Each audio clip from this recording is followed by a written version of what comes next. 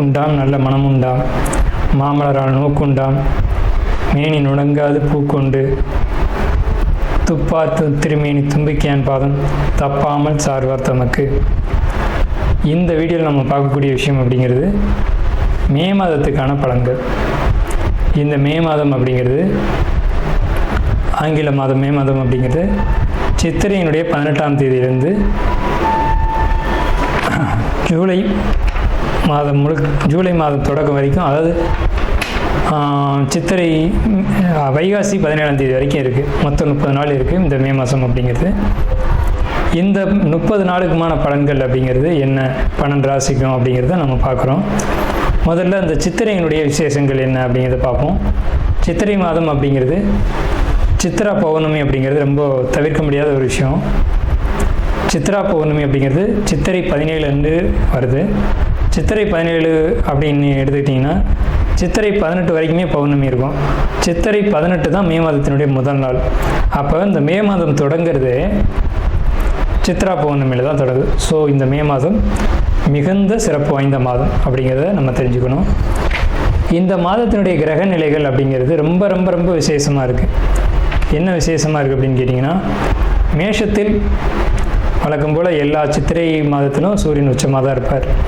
ஆனால் இந்த வருடம் மட்டும் செவ்வாய் ஆட்சி பலம் கொண்டு அதே வீட்டில் இருக்கார். அதே மாதிரி ரிஷபத்தில் புதனும் சுக்கிரனும் 2 நட்பு கிரகங்களும் இணைஞ்சு ஒரு அற்புதமான ஒரு நிலையில், சிம்மத்தில் கேது, அடுத்த நிலையில் பார்த்திங்கன்னா மிதுனத்தில் குரு, அவர் இந்த மாதத்தில் கடகத்தை நோக்கி பயணிப்பார். அதே மாதிரி கும்பத்தில் ராகு, மீனத்தில் சனி. இந்த மாதிரியான விசேஷம் கொண்ட ஒரு கிரக அமைப்புகள் இந்த மே மாதத்தில் அமைஞ்சிருக்குது அப்படிங்கிறது 12 ராசிக்குமே ரொம்ப ரொம்ப ரொம்ப சிறப்பான பலன்களை கொடுக்க இருக்குது. என்ன அப்படின்னு கேட்டிங்கன்னா, 2 சுப கிரகங்கள் அதாவது ஒரு சுப ராசியில், ரிஷபம் அப்படின்றது விசேஷமான ராசி, அங்கே புதனும் சுக்கிரனும் இணைஞ்ச மாதிரி ஒரு மாதம் பிறக்குது அப்படின்னாலே அது விசேஷம்தான். சரி, என்ன மாதிரியான நல்ல பலன்கள் நடக்கும் அப்படிங்கிறத நம்ம பார்ப்போம். இந்த சித்ரா பௌர்ணமியினுடைய விசேஷங்கள் என்ன அப்படின்னு பார்த்தீங்கன்னா, சித்ரா பௌர்ணமி அன்னைக்கு தான் சித்திரகுப்தனுடைய வழிபாடு நடக்கும். சித்திரகுப்தன் அப்படிங்கிறது யாருன்னு கேட்டிங்கன்னா, யமனுடைய பிஏ, அதாவது அசிஸ்டண்ட். இவர் தான் பாவ புண்ணிய கர்மா கணக்குகளை கையில் வச்சக்கூடியவர். ஸோ இவரை வழிபடக்கூடிய நாள் தான் சித்ரா பௌர்ணமி. அது மட்டும் இல்லாது ஒவ்வொரு குடும்பத்திலையும் அந்த குடும்பத்தினுடைய கன்னி தெய்வங்களை வழிபாடு பண்ணக்கூடிய மாதம்தான் சித்ரா பௌர்ணமி. சித்ரா பௌர்ணமி என்று விசேஷமாக அவங்கவுங்க குடும்பத்தில் கன்னி தெய்வங்களை எடுத்து வழிபாடு பண்ணுவாங்க. நம்ம வேணால் கன்னி தெய்வங்களுடைய வழிபாடு எப்படி அப்படிங்கிறத ஒரு தனி வீடியோவை கூட கொடுப்போம். ஸோ கன்னி தெய்வ வழிபாடு அப்படிங்கிறது ரொம்ப விசேஷமானதும் கூட, முக்கியத்துவம் வாய்ந்ததும் கூட. இதில் சித்திரகுப்தனுடைய வழிபாடு ரொம்ப ஒரு அவசியமான விஷயம். அதே மாதிரி திருவண்ணாமலை கிரிவலம், அவரவருடைய குலதெய்வ வழிபாடு. இதில் ரொம்ப குறிப்பிட்டு பேசணும் அப்படின்னா அன்னதானம் கொடுக்கறது. இந்த சித்திரை மாதத்தினுடைய ஒரு உக்கிரமான காலகட்டத்தில் அன்னதானம் கொடுக்கறத காட்டிலும் நீர்மோர் கொடுக்கறது, தாகத்துக்கு தண்ணீர் கொடுக்கறது, இதெல்லாம் ரொம்ப ரொம்ப விசேஷம். ஸோ அவங்க வயிறு குளிர்றது போல், மனம் குளிர்றது போல் உங்களுக்கு கர்மா தீர்க்கப்படும் அப்படிங்கிறது முக்கியமான விசேஷம். ஸோ இது முக்கியமான விஷயம். அதே மாதிரி இந்த சித்திரை மாதத்தில் கத்திரி வெயில் அப்படிங்கிறது மே மாதம் 4ஆம் தேதி அன்னைக்கு மே 28 வரைக்கும் இருக்கும். இந்த 25 நாட்களும் மக்கள் அதிகப்படியாக யாரும் வெளியில் வராமலும் சில விஷயங்களை தவிர்த்துக்கவும் வேணும். அன்பார்ந்த கடகராசினியர்களே, உங்களுக்கு இந்த மே மாதம் என்ன சொல்ல இருக்குது? இந்த மாத கிரகங்களுடைய அடிப்படையில் கடகராசிக்காரங்களுக்கு பலன்கள் நல்லா இருக்கா அப்படின்னு பார்க்கும்போது மிக அற்புதமாக இருக்குது. என்னன்னு கேட்டிங்கன்னா, முதல் விஷயம் ஜாப், அதாவது வேலை. வேலை இல்லாமல் இவ்வளோ நாள் கஷ்டப்பட்டுருப்பீங்க, இப்போ வேலை கிடச்சிரும். வேலை தான் ஒரு மனிதனுக்கு நிம்மதியை கொடுக்கக்கூடிய ஒரு விஷயம். என்னென்னு கேட்டிங்கன்னா, தனிமை அல்லது ஒரு வேலைக்கு போகாமல் இருக்கக்கூடியவங்களுக்கு தான் அந்த சூழ்நிலை தெரியும். ஒரு டிப்ரெஷனான மனநிலைக்குள்ளே ஒருத்தர் போயிடுவாங்க. நீங்கள் இவ்வளோ நாள் வேலையை விட்டுருந்துருப்பீங்க, வேலைக்கு போகாமல் இருந்திருப்பீங்க. ஏன்னா இதுக்கு முன்னாடி நடந்த காலகட்டங்கள் அஷ்டமச்சனி காலகட்டம். ஆனால் இந்த மே மாதம், இந்த மாத கிரகம் அப்படிங்கிறது, குறிப்பாக 6ஆம் இடத்தை குரு உங்கள் ராசியை நோக்கி வர்றது அப்படிங்கிறதும், விட்ட வேலை தொடரும், மறுபடியும் தொடரும்.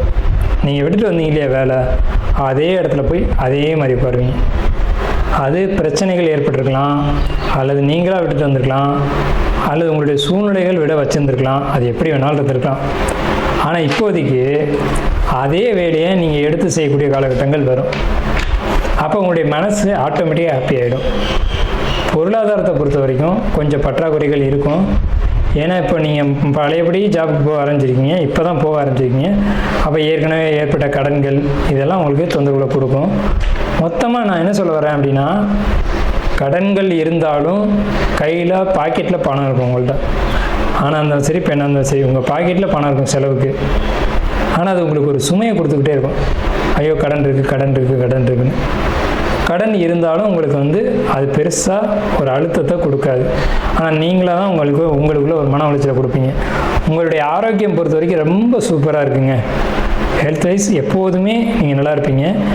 இப்போ இந்த மே மாதத்தில் நாளுக்கு அதிபதியான புதன் போய் ஆட்சி பெற்ற சுக்கிரனோட இருக்குது அப்படின்றதுனால, புதனும் சுக்கிரனும் ஒன்றா இருக்குது அப்படின்றதுனால ஹெல்த் வைஸ் ரொம்ப சூப்பராக இருக்கும்.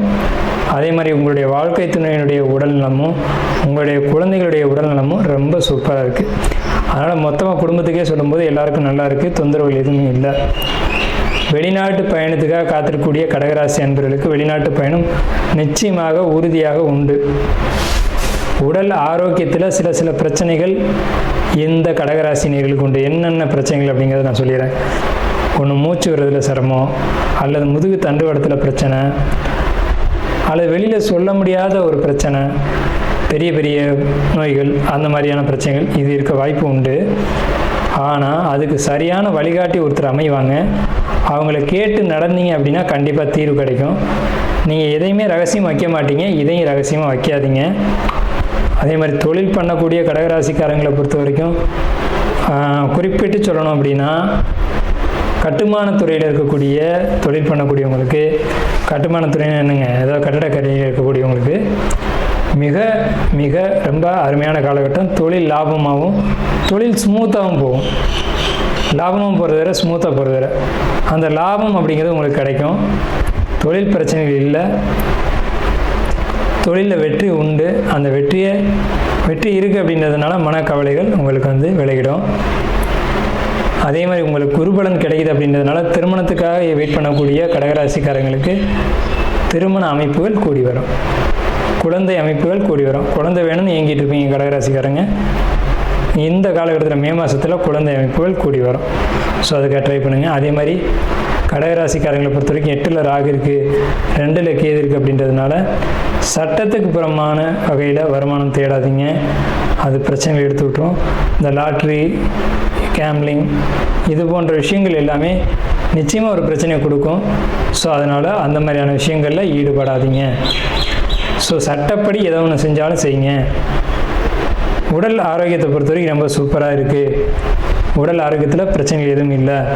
ஸோ இந்த மாதம் கடகராசிக்கு அற்புதமான ஒரு மாதமாக இருக்குது. மே மாதத்தில் இந்த வெயில் பொறுத்த வரைக்கும், இந்த கத்திரி வெயில், அக்னி வெயில் முடிகிற வரைக்கும் வெயிலில் போகிறத குறைச்சிக்கோங்க. ஏன்னா வெயில் வெப்பங்கிறதுல பொறுத்த வரைக்கும் நீங்கள் பாதிப்புகளை சந்திக்க வேண்டிய ஒரு அமைப்பு வரும்.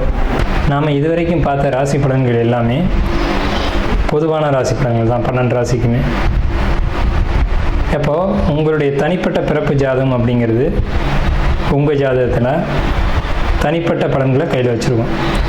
உங்களுக்கு ஜோதிடம் சம்பந்தமான சந்தேகங்கள் இருந்தாலும் சரி, அல்லது ஜோதிடம் பார்க்கணும் அப்படின்ற எண்ணங்கள் இருந்தாலும் சரி, இல்லை ஜோதிடத்தில் சந்தேகம் இருக்குன்னு நீங்கள் நினச்சாலும் சரி, நம்ம நம்பர் கீழே ஸ்க்ரீனில் தெரியுது. அந்த நம்பருக்கு கான்டாக்ட் பண்ணி நீங்கள் எந்த நேரத்தில் வேணாலும் நம்மக்கிட்ட பேசலாம். இல்லை ஜாதகம் பார்க்கணும் அப்படின்னாலும் நீங்கள் அப்பாயின்மெண்ட் வாங்கிட்டு எப்போ வேணாலும் நம்மளை கான்டாக்ட் பண்ணி ஜாதகம் பார்த்துக்கலாம். நன்றியும் வாழ்த்துக்களும். வாழ்க வளமுடன்.